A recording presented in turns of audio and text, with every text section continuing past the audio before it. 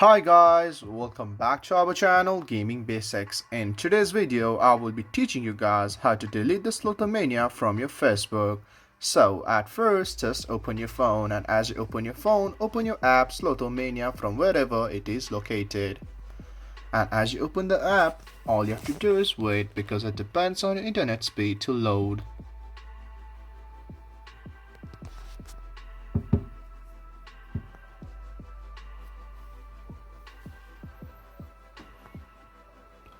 And guys, as it loads, you are in this home screen. So just stay at this home screen and look at the right top corner for that 3 bar, and as you see it, just click on there at first. And as you click it, go in the option settings. And as you do that, you can see at the first option, sign out. So all you have to do is just click on that option. And as you click it, your account is disconnected with the Facebook account. So guys, that's how you delete the Slotomania from your Facebook account.